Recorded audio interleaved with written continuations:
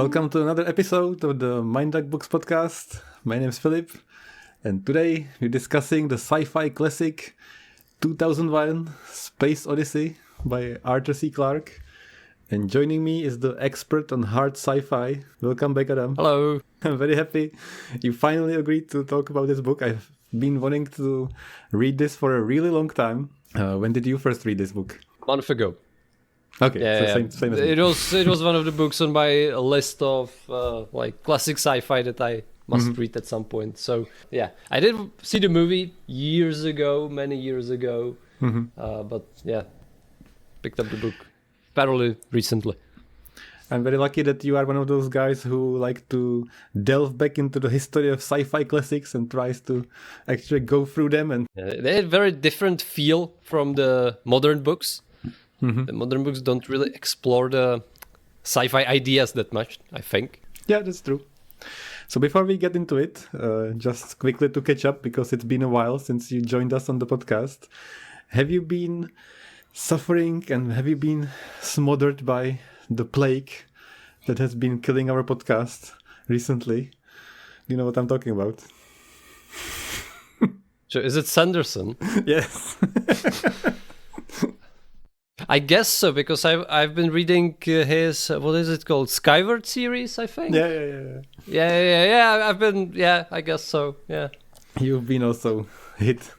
You've been struck by the smooth plague that is Brandon Sanderson. But this one is a sci-fi book. It's not fantasy. It's essentially kind of the young adult novel in sci-fi setting. I asked both Paulo and Martin if they were aliens, and you all said there are aliens. So I'm intrigued.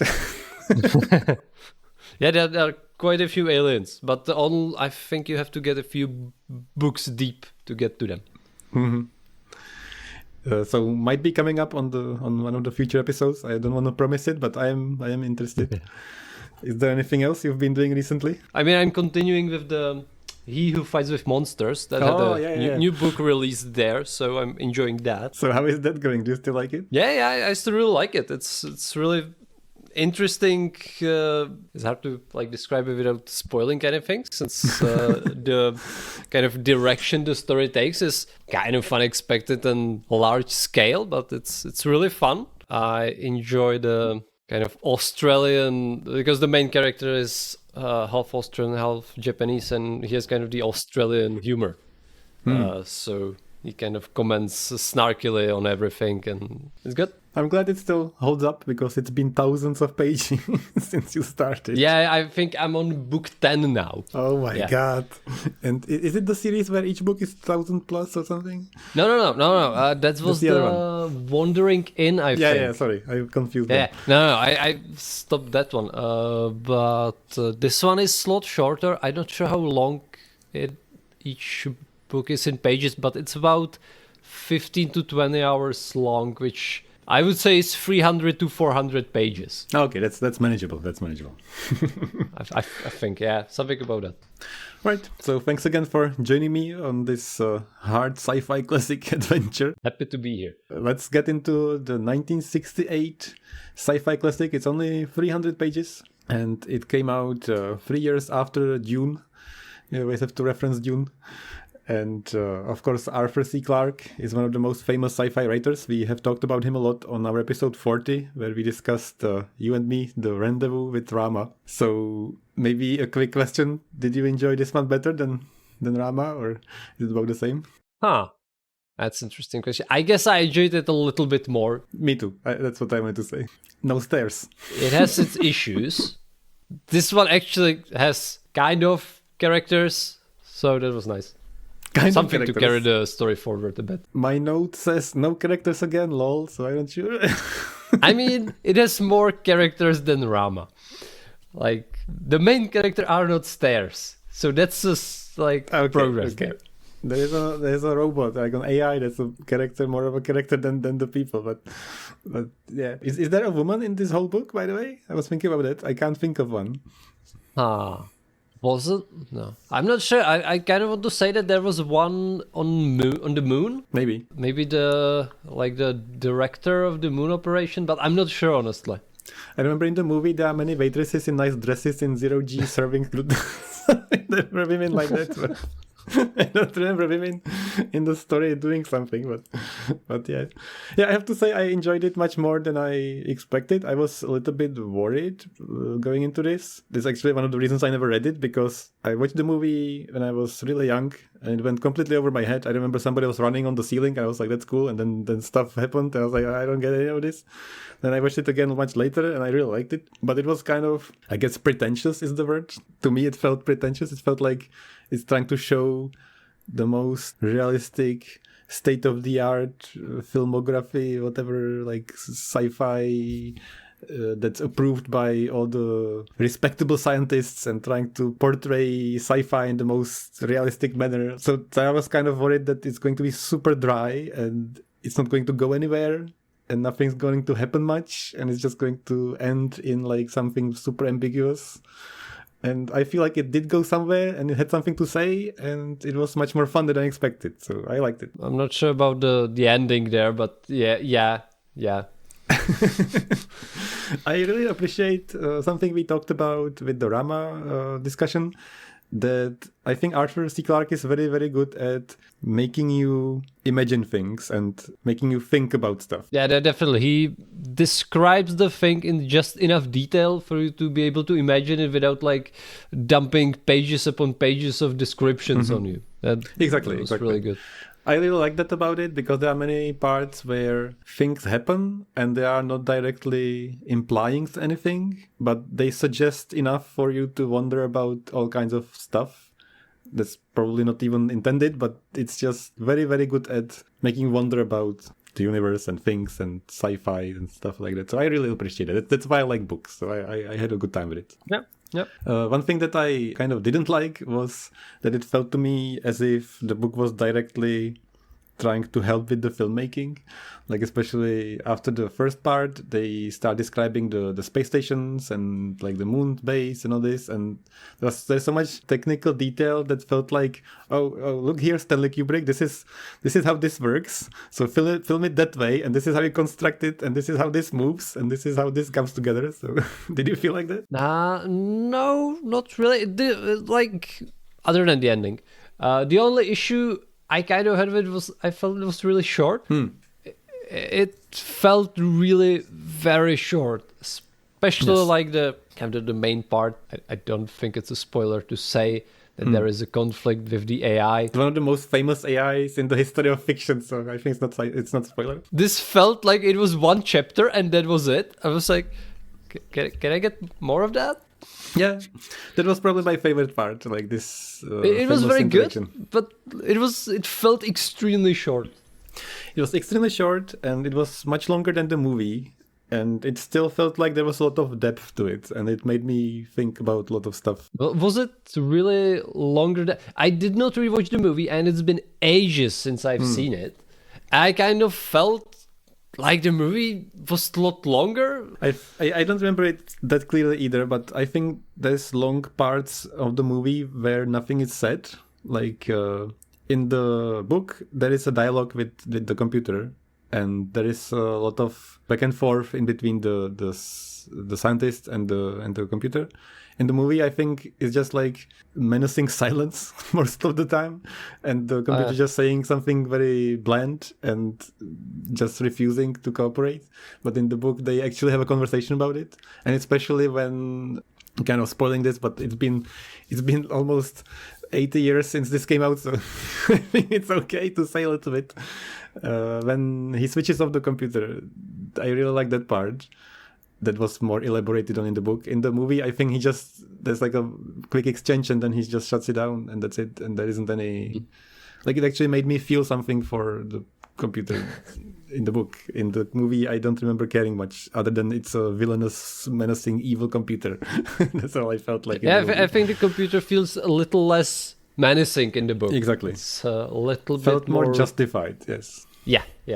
So that part was definitely scared my favorite. for its life. Exactly. So like I mentioned, this was written together with Stanley Kubrick, which I didn't know. They started working together on this from the very beginning. And Stanley Kubrick was looking for somebody to help him write the script. And he was suggested that he should contact Arthur C. Clarke, and they really didn't like each other. So somebody told him to write a letter to Arthur C. Clarke, who lived in Ceylon at the time. Please check out episode 40 again for the details, how he likes to fly around in a helicopter with Heinlein and such. Those fun adventures there. And apparently Stanley Kubrick thought of Arthur C. Clarke that he's just an insane person living on a tree or something in Ceylon, and he didn't want to do anything with him. And also Clarke thought about Kubrick that he's just a child making nonsensical movies and didn't want to contact each other at all. But somehow they began discussing the project, and then they both co-wrote the story together, which then Clarke elaborated on it with the book, but he said that they should be both credited as writing the book, not just Arthur C. Clarke. So that might be why it's a little bit more technical or different or more focused than the other books, I feel like, because it was very, very specifically for the movie. Possibly why the characters feel a little bit more like characters. You kind of need that for the movie. Mm-hmm. Yeah.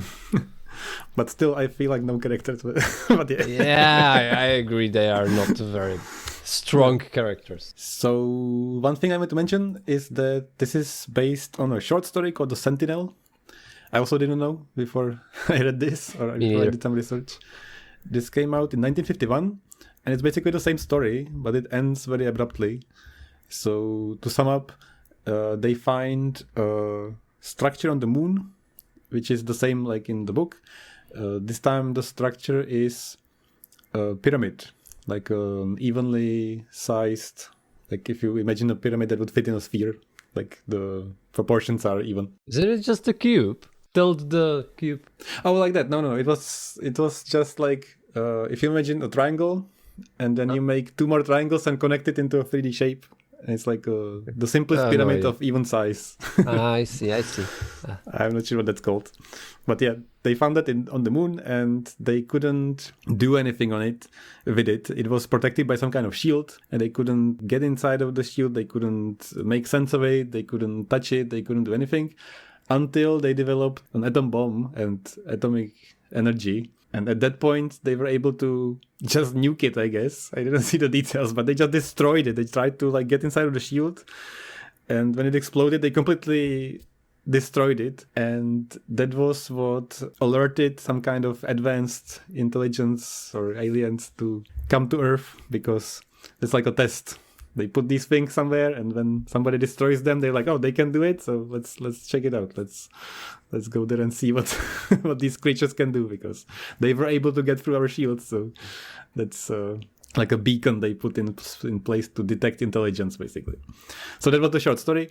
Yeah, funny thing about this is that it should have been a pyramid in the movie, but because of construction problems and restraints, they couldn't build it. So they suggested that it's much easier to build a slab, like a rectangular shape.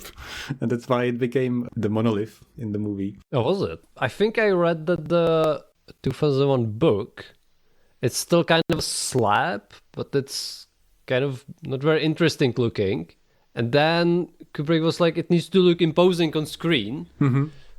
So they made it like taller, narrower, and black. That's all true. But originally it should have been the pyramid from the Sentinel story. Oh, I see.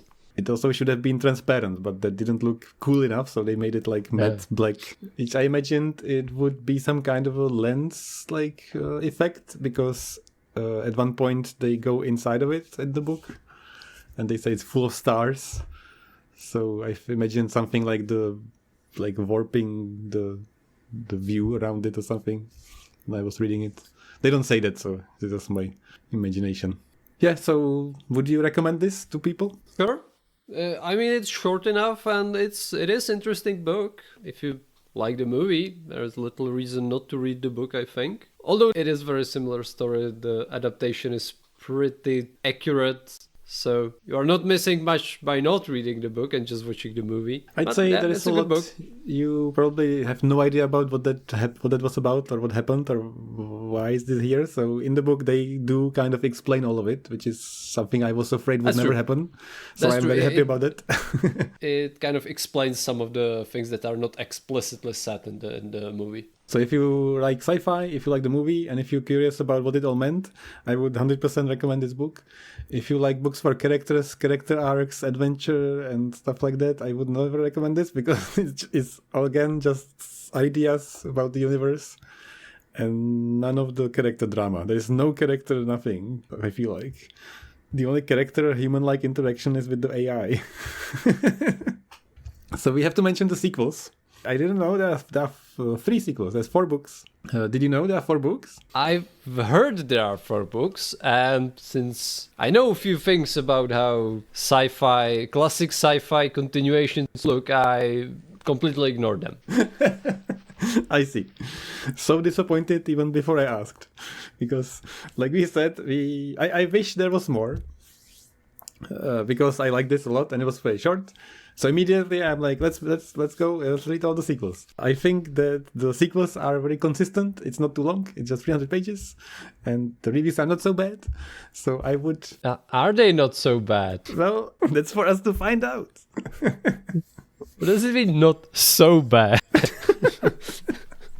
I didn't read any reviews or anything, but I think people are not angry about them. Many people are angry about the Rama series sequels. I guess that's fair, yeah. The reactions I saw to the Rama books were worse than the reactions I saw to at least the first 2 Space Odyssey books. I think the 4th one isn't very popular. I'm not sure. I'm not going to read them. Okay. 2001 came out in 1968, and about 15 years later, 1982, was 2010, Odyssey 2, which directly continues the story after the ending, which I'm super curious about what's gonna happen, so I have to read that one. There is, in 1987, 5 years later, came out 2061, Odyssey 3, and then finally, in 1999, 3001, The Final Odyssey, came out. And have you seen the second movie, 2010, Odyssey 2? But there is a second movie. Yeah, exactly. And it's not bad. It's very well rated. Okay, It's no, got good actors. I have no idea. And I haven't seen it either. And I don't want to see it. I want to read the book first. So I'm going to read the book. So I have to ask, even though I know the answer already, will you read the second book and watch the movie with me? I will maybe. I'll ask I will again say after the discussion of this book. But yeah, I love to because it's not long and I think it's got something to say. It's got good ideas, and even if it's not amazing, I think the writer tried his best because this was the series that really made him big, and it was such a famous movie, and he really wanted to put his best ideas into the series. So I think this should be something worth our time. Yeah, I feel like. I don't think I will commit to all 4 books. But maybe it's the second one. Okay. All right, so we would recommend it. If you want to read it, please stop listening. Come back after you've read it. So let's get into the spoilers. And I have many questions for Adam, what he thinks. Hopefully we'll get to some intense discussion about what it all means. So the story starts with a part that takes place a long time ago. I think billions of years ago, something like that. Basically, primates, like, what do they call them? Apes, I guess? Man-apes, I think. Man-apes. Hominids, they call them, I think. Oh, maybe hominids, yeah. So, we follow the story of, like, a tribe, and one of the apes is called Moon Watcher, is it? Moon Watcher. How did you like this part? I mean, I remember there are monkeys in the movie. Mm-hmm. I was a bit surprised it's so much expanded upon here, but I didn't feel it was too long. I liked it a lot, actually, because in the movie it's literally like 5 seconds, right? It's just like the monolith and they bang the bones and next scene and that's it. Yeah. And it kind of means what it should mean, but not really explains anything. Yeah, I suppose the movie isn't very explicit about what this part means, while the book explains it very clearly that this is supposed to, that the monolith is supposed to like affect the hominids, help them develop. So there is a scene where they find it and the apes look at it and they don't know what it is and they're really confused, and there is like a point of view of the monolith, I guess, where it's like probing their minds and trying to find the most developed brain or something like that. And it kind of chooses the apes that are more intelligent, and it like gives them the passion and motivation and like drive to improve and make tools and become more intelligent. Because in the movie, it's more like, oh, evolution happened, and now we have tools. Done. Yeah, I'm not sure the connection that the monolith helped them develop was actually there. That's a question exactly I had for you. So one explanation is the monolith kind of like made them intelligent, and the other explanation is it was only checking if they were intelligent. I think it was making them intelligent in some way. Yeah, I think so too. So what happens is that Moonwatcher is slowly developing like very simplistic tools, and then there's a very dramatic scene which I didn't expect, that leopard attacks the tribe, and usually they just kill all the apes. The apes cannot defend themselves, but this time they have a sharp tool, and they not only defend themselves, but they attack the leopard back, and with cunning strategy and using sharp tools, they defeat the leopard with an amazing fight, and everybody's amazed, and Moonwatcher is just like full of himself. He's so egoistic at this point. He's just, I'm the best alpha male on the planet, literally. I really like that part. It was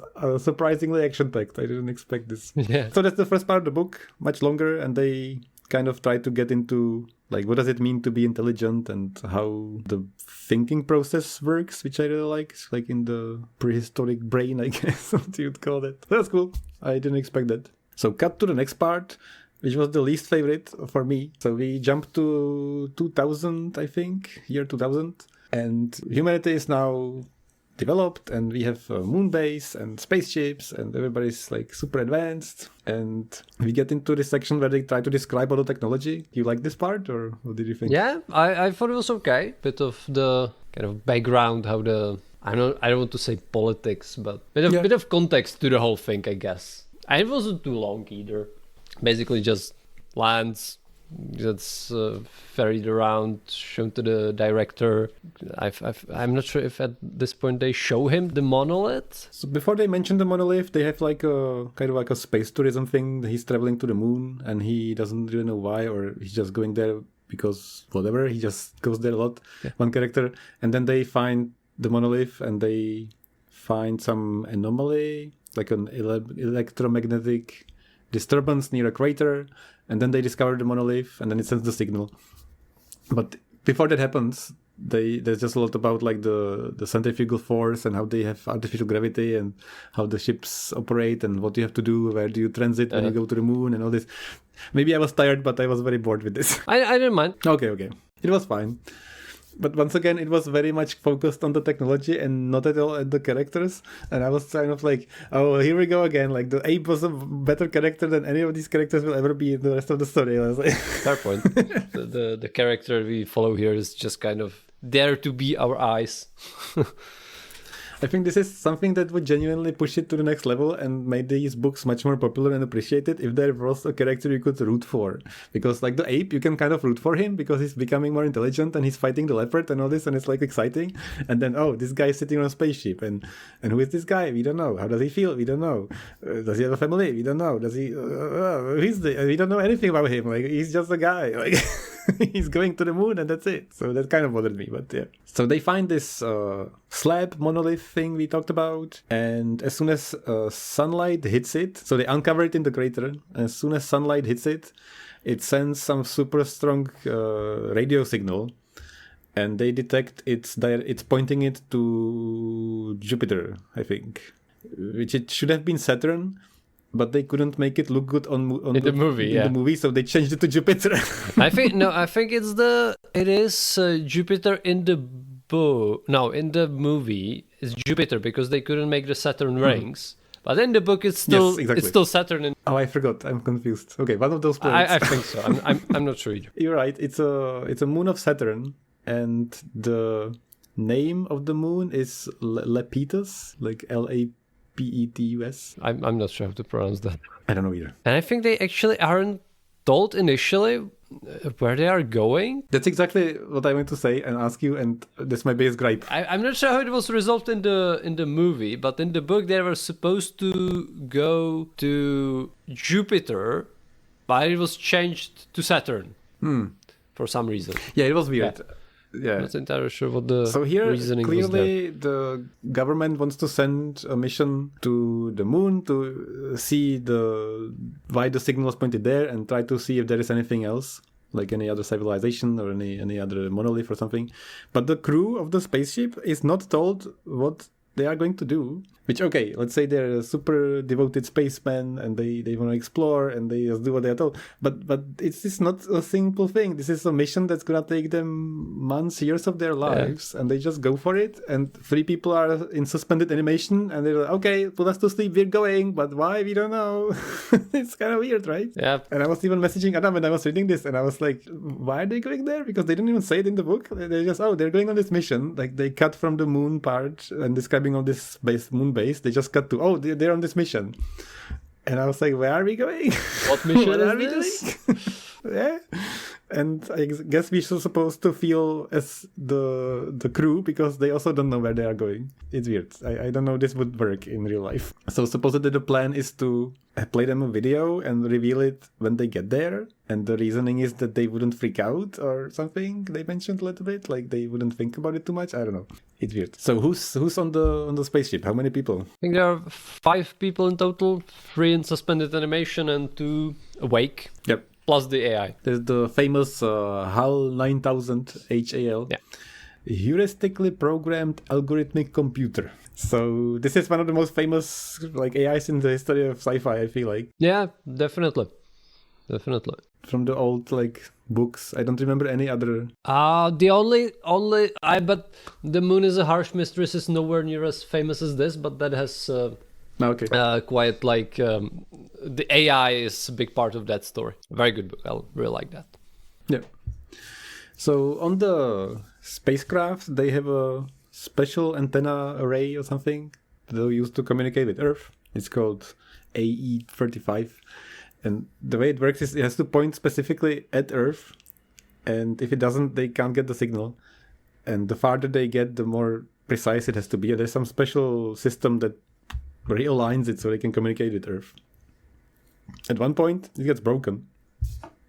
So HAL, the computer, he tells them that it has to be replaced. So they get out of the spaceship and they replace it, but then they find out it wasn't faulty and that the AI suggested they should replace it even though it wasn't necessary. Is that correct? Yeah, pretty much. It all kind of sounds... Well, at this point, I guess it doesn't sound too fishy. But yeah, I think it still works. The computer just says that it should be replaced, it's about to fail, something like that. I'm not sure if it's at this point or later when they communicate with Earth, where they have the second computer, like copy of HAL, which doesn't have this issue.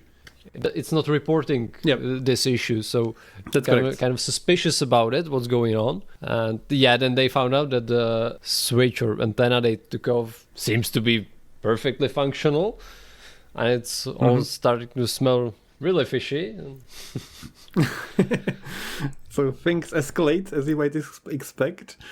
So Hal says it's correct. Like he is kind of 100,000% sure that he made the right decision because he's got this data and he told them to change it because he's sure it's correct. And then the people say, oh, we have better judgment. Like we can clearly see it's not broken. So stop arguing with us. Like you're the AI, you should follow orders. And it starts to be kind of strange. Like who's in charge? Do you think this was like a thing that the whatever higher intelligence from the aliens caused, or was it just a malfunction, or was it just a theme of people having tools and it went too far? Like it started with the simplistic tools in prehistoric times and they made these like sharp tools and stuff, and then we made spaceships and blah blah blah, and the next step in the evolution is like, okay, we made an AI that's kind of intelligence that can replace us or can be as intelligent as we are. The feeling suggesting that this is too far? I got out of it was the last thing you mentioned, that we developed an intelligence that was too smart and not limited. I mean, we were no longer in full control of it. Okay. So that's probably what they were trying to say. I was thinking, is this also like a test from the aliens to see if we can deal with this or if we can destroy ourselves with our own tools? Like that's interesting. I did not get that out of it. I feel like that would be too much of a direct kind of involvement from the aliens. Like it's a bit too far-fetched, but maybe. I mean, they were very indirect with all the meddling, let's say, because Like, sure, the initial involvement was very direct, affecting the apes, but then it was essentially just pointing us from the... Assuming we are able to reach the moon and dig up the other artifacts from there, it was mostly just, okay, you are obviously good enough to reach the moon. Surely you are not good enough to reach the Jupiter. Yeah. So, and I felt like the next step was like, are you good enough to get over your ego and like not be destroyed by your own making? Maybe. Playing on the theme of like the light testing from like even the Sentinel short story. So like, can you get into this object and then can you find what it means? And then can you advance your tools and make it advance so that it's not so fast you can't keep up with it, like kind of soft test. So that's what I was thinking about. So yeah, they didn't say any of this, but this is what the book does well. It just makes you think about these kind of things, like how tools and humanity and stuff like that evolve.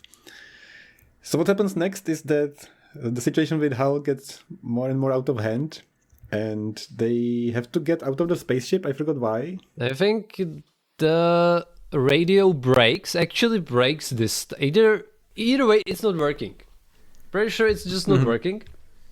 And they go on another spacewalk to replace it. I'm not sure if with the first one, I guess it doesn't matter really. And the pod, I guess that they travel in around outside of the spaceship, rams the other person on board, like the other colleague. What was his name? Bowman? Was it Bowman? That's the main character. Oh Bowman no, so the other one was it Poole? And so there is David Bowman and Frank Poole. Yeah, so Frank Poole dies. Yeah, completely crushed to death, and it's not very clear. So David thinks it's a malfunction of the pod, and he tries to investigate. And he gets into a discussion with Hal, and it's very obvious that he's had something to do with it. And I think at this point, they get also disconnected from Earth, and because the array is misaligned again, because they keep losing the signal when the ship is moving. Yeah. So the antenna has to be realigned, but now it's stuck. So they completely lost the signal. So he gets into this like thought process how he could reconnect, and he can align it manually, but he would have to do it every now and then to keep in contact. And Hal is not cooperating, and he's trying to ask him to explain what happened with the pod. And Hal is being very ambiguous, and he's trying to like reassure David that everything's under control, and he's like the super intelligence here, and he can take everything, he can take care of everything. So it's much fishier and fishier by the second. Yeah. And what happens next? Yeah, Bowman decides that he needs to wake up rest of the crew to kind of decide what to do next, because alone it's kind of troublesome either way. But in the process of waking them up, the ship starts losing pressure. I think at this point Bowman kind of realizes that Hal is doing something he shouldn't. I'm not sure if he first closes the leak or if he shuts down Hal. So he kind of decides that he has this argument with Hal. And Hal says, Hal becomes the most passive-aggressive lying bastard in the universe, because first he is like, oh yes, David, but David, I know better. You shouldn't do that. And then he's like, yeah, but do this, please. And Hal's like, yes, David, I will do it, but are you 100% sure? And you're not rational now. You're very emotional, so you shouldn't make decisions like that. And I should. And it's like, so Hal, if you don't do it, I'll shut you down. So you better do it. And Hal's like, of course, I'll do it. Thank you, David. And then he stops talking to him, and he like opens the airlocks and airs out the whole ship, and almost kills him immediately. It was one of the most famous like movie moments in sci-fi. But fortunately, David survives by locking himself into like an emergency port or something, and he puts on a spacesuit. Yeah. And meanwhile, unfortunately, the people who are in suspended animation are just thrown out of the ship, or they just die somehow. I'm not sure what happens exactly. I think they die because the ship is loses pressure and air, and they are being woken up at that time. So basically, Hal killed them. Yeah. So at this point, David ignores Hal and tries to get to the core. So he gets with the spacesuit back to the spaceship, and he tries to get into the core and like unpack all the security protocols and measures to get to the core of the computer. And Hal keeps talking to him about different things, which is very amusing. He's trying to like sway him from doing anything, and talk about all kinds of stuff.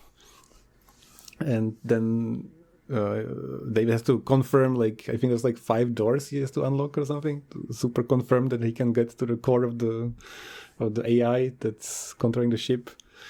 And then he starts disconnecting it, and something that wasn't in the movie, I don't think, but is really well written in the book, is that he disconnects like part of the intelligence, and it kind of like changes how Hal talks and how he can reason and how he can talk until that was nice. He degrades. That's very interesting. Yeah, it was really cool. So you can kind of see like the layers of reasoning and what it takes for a mind to function correctly until Hal degrades into like a child basically and starts pleading for life because he's sure that he will get switched off. And then he switched off. And David so saves himself. This was a very interesting like discussion, like one-way discussion about what it means for the computer to exist, and he's never been switched off, and if he can ever be reactivated, and would he even be the same, and all this. It was very interesting to think about. Yeah. But it was also the part of the book I felt it felt very short. Like the conflict with Hal was like, okay, the antenna doesn't work. Okay, we are going to argue about it for a bit. Then the pool dies. Yes. Okay, we argue about that for a bit. And then we essentially start shutting Hal down. So, okay, that was quick. Hoping for a bit more conflict there. It felt very movie scene like. They had to wrap it up quickly, so there's the next scene. I guess. There's some action. Yeah, I think it was the right length. I think if they stretched it out even longer, it could have been I suppose while if it was a standalone book, this probably would have been stretched out a bit more, and parts of it would be cut for the movie.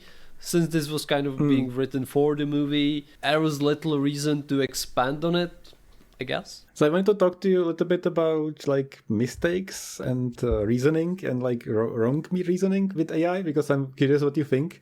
Obviously nowadays AI is a big topic, and you're an engineer.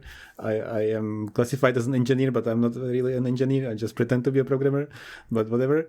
There is a lot going on nowadays about data analysis, data science, automation, AI, reasoning. Is it alive, not alive? And something I've been thinking about, even without this book, but especially after this scene, is how do you reason with a system?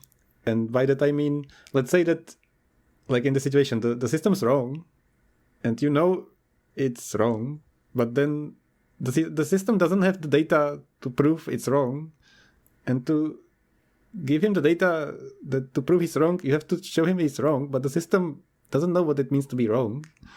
So how do you reason with an AI that can learn on the fly and can take into consideration the consequences and circumstances that something he's decided is wrong? Like, do you know what I mean? Like, it seems to me like a unsolvable situation, because you program something or you make a system to do something, and it always takes some data into consideration and it makes a decision, right?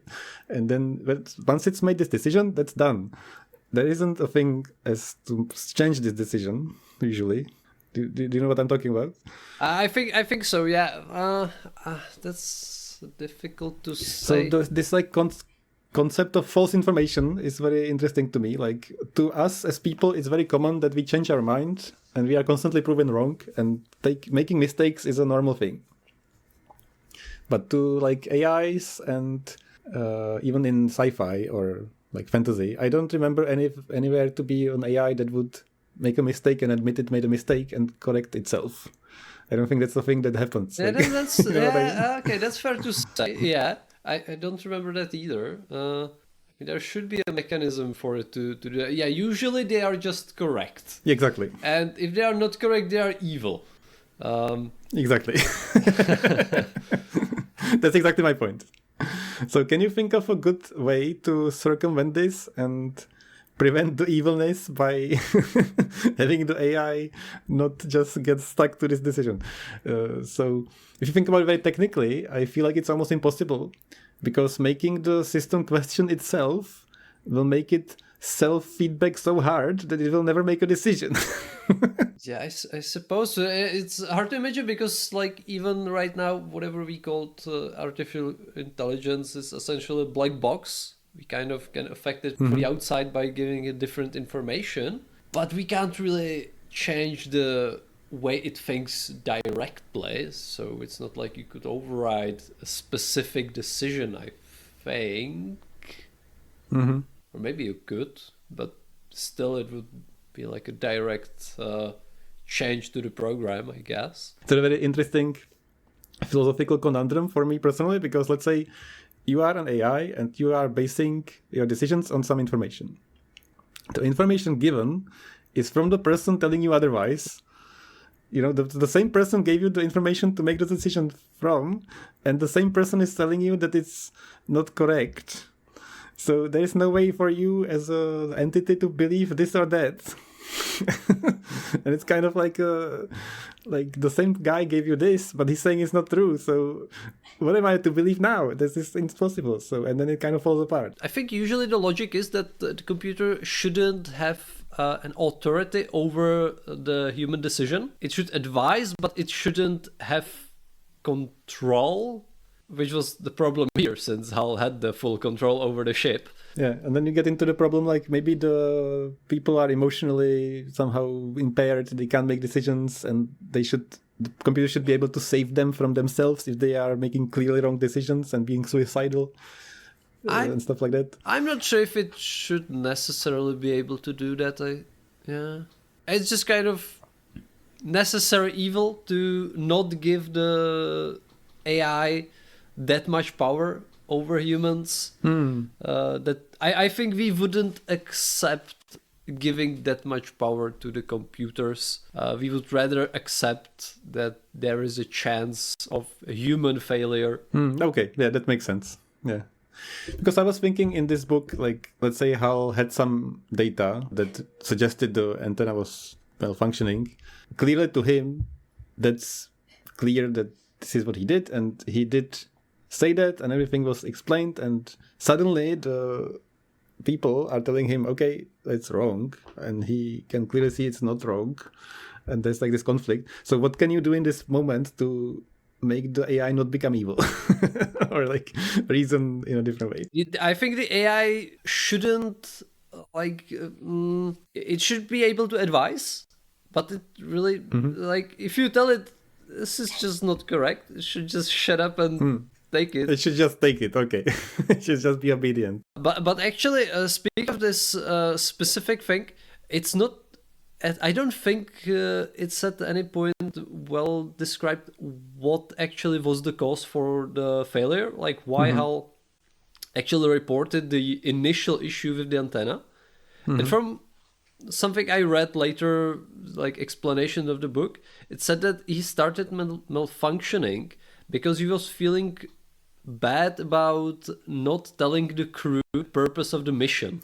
Yeah, that was suggested. Yeah, that was a clever idea. Which is not something I remember from the book. I did not get this feeling from the book. I think they mentioned it. Yes. There was like a bunch of existential, because it was also at the point where it disconnected from the other computer, and it was suggested a little bit, or at least I thought of it that way, that Hal is kind of like the first time like in a feedback loop on its own and not communicating with anything, and it like overdid it because computers think so much faster and it's like ages for him without any feedback, and the other computer who was at the same speed was kind of keeping him in check, is what I thought was this suggested. I guess that makes sense, that it makes sense that it would start freaking out kind of after it was disconnected, but like the initial issue came while they were still connected, I think. I understood it as in mistakes happen even to this kind of system, and it can be a very unimportant mistake.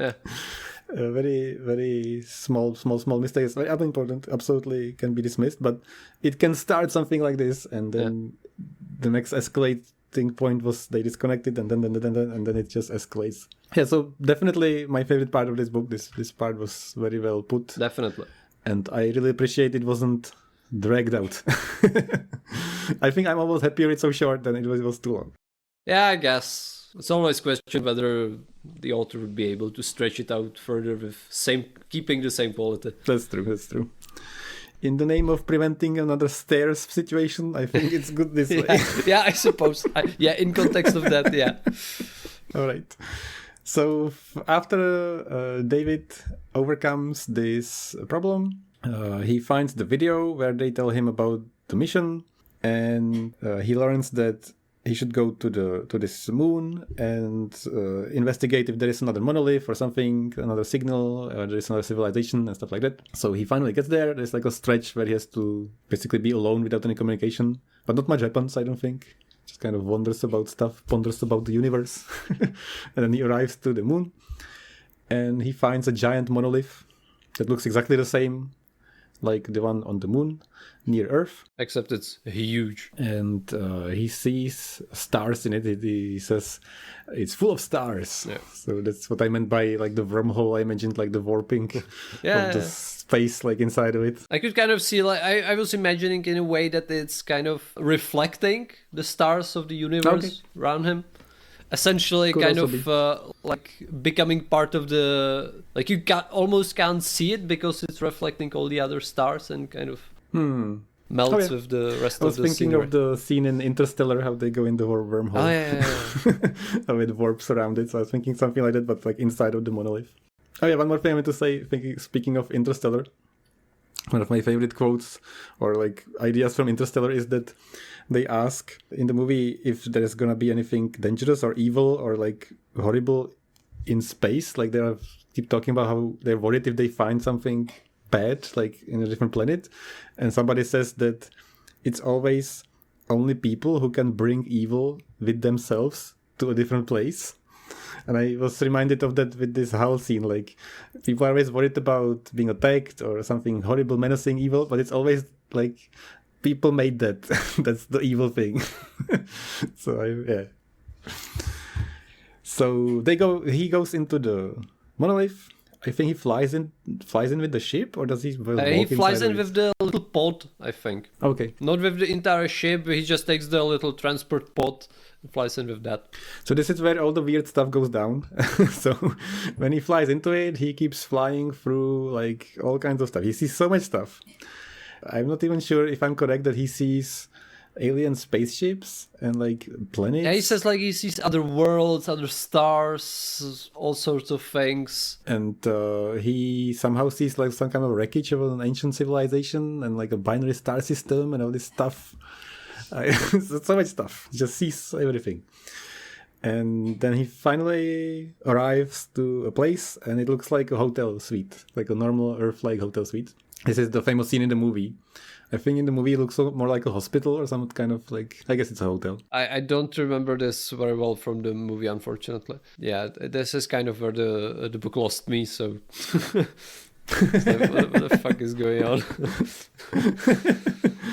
I think it's kind of clever, better than the movie to understand, because he sits down at a table and he watches some television and he opens a fridge and everything is a little bit off. And he drinks some beer, I think, and it like tastes like something very strange, but it looks like beer. And he eats something and it looks kind of like the food he knows, but it tastes completely different. And the materials are completely wrong and the texture is a little bit weird. And the TV channel is playing stuff that was on television years ago when he was leaving Earth or something.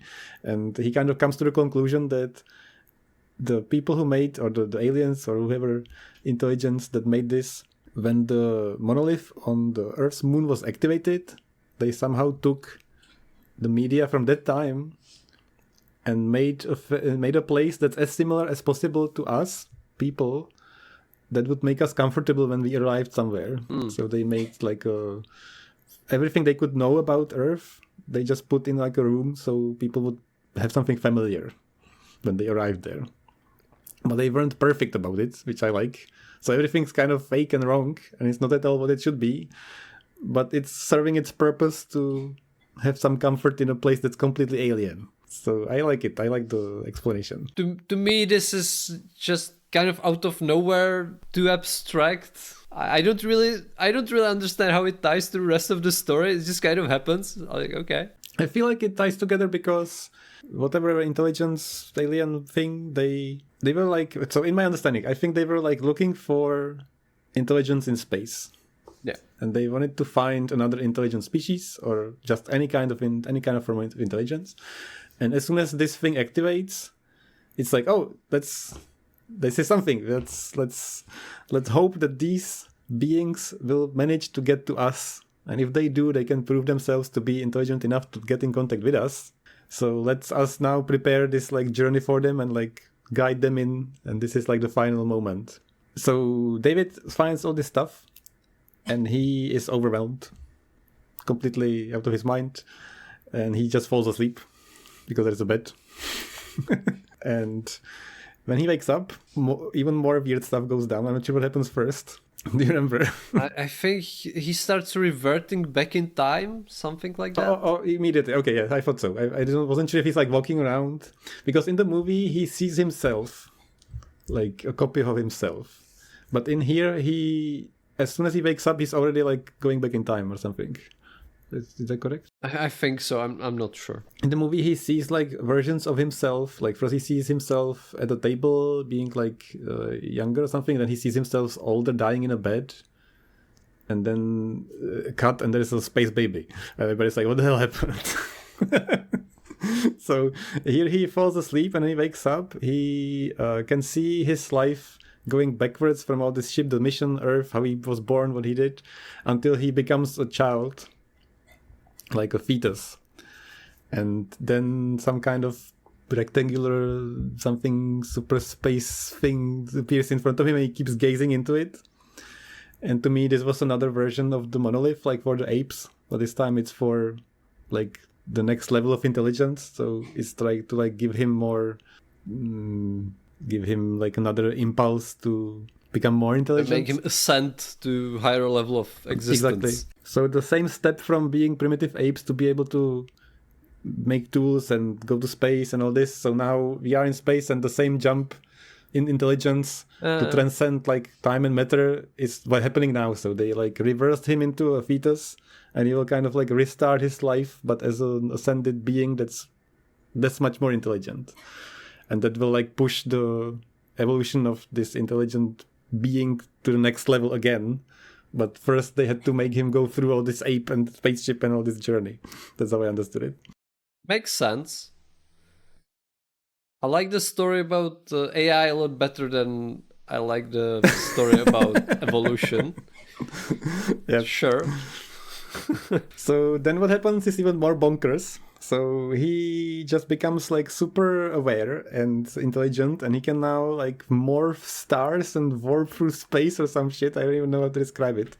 So he is able to just go places, and he can see that the matter itself, like the plastic and metal materials from the spaceship, it doesn't matter at all, and his clothes don't matter at all. So the clothes catch fire at some moment and disappear, I think, which is very funny. I'm not sure if it's in the book or in the movie, but yeah, I think the clothes at some point catch fire. I think it was hilarious.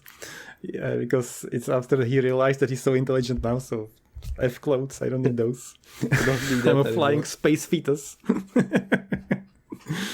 And where else would he go than to Earth, right? So he can go anywhere he wants in space. Somehow he can do that now. So he just travels back and he looks at humanity, and he sees there is a nuke in the orbit for some reason. Did you understand why the nuke was there? No, there is just a nuke for some reason. Like, is the nuke ready to be fired from a satellite, or is it just already being fired at something, or is it just like space trash, or what is happening? That's a good question. I don't remember if it was being fired or not. I don't think they say. They just say like there is a nuke, and I don't think so. I think it was sitting in a satellite, but I'm honestly not sure. So he thinks to himself very poetically, I like my sky clear without atomic weaponry, right? And he explodes it and disappears. So he just like destroys the nuke, and then the book ends with something like, "Oh, he can do anything now, so we wonder what he will do." So my understanding was this is the next step, like with these tools, right? Because I guess they gave him the tools to teach the rest of humanity how to ascend, but of course there are also tools that could destroy it. So that's cool.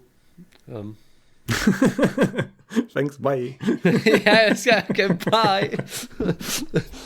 That's the book. Yep. I like this a lot, actually, because it's just suggesting things and makes you wonder about things, and it makes sense if you follow the like tools evolution of intelligence kind of storyline, which ties in with the theme of the AI. Like, we made all these tools, and then we made tools that are intelligent, and blah blah blah blah, and then we did this and that, and now we are giving this like another step forward. And this guy who now can know all this has the power to just have civilization, humanity advance so much faster and become so much more intelligent, which the other alien race wants. So they want to like have the other civilization expand it makes as sense much as possible. to me. I mean, I think we've already established this. I'm not a huge fan of like very abstract concepts. I like my concepts a little bit more concrete. I think the Rendezvous with Rama was pretty concrete in its concepts and how it presented them. I really like the part of this book that's like talks about the AI and all that. But this is getting into very abstract concept, and I'm like, okay, I'm out. I'm out. Yeah, that's just like, could we be a little bit more specific? Like, not just pose a huge question and close the book. Like, okay, I like it. I think this is the point of the book. The point of this book is to pose a lot of questions, and it was trying to ask the biggest question at the end of it, and it tried to do something like about how people think about these things. I guess like it's an interesting question. But I like the questions about AI more. Me too. That was definitely the best part of the book for me too. Ultimately, I think this is what books should be. They should not only tell a story, but they should make you think. And that's what it does. So It'd be good if it posed the big questions at other time than the last page. Maybe explore the question a little bit. But I guess it does kind of talk about the question in a way that it starts with the monkeys, and the entire middle of the book is talking about this, I guess. But it's very abstract. Yeah, I was sure you were going to be disgruntled about this, but yeah. That's pretty accurate. Disgruntled. I don't hate it. I'm a little disgruntled about it. Yeah, I was sure you were going to be that. I meant to say they were consulting different scientists at the time when they were writing the story, and one of those were Carl Sagan.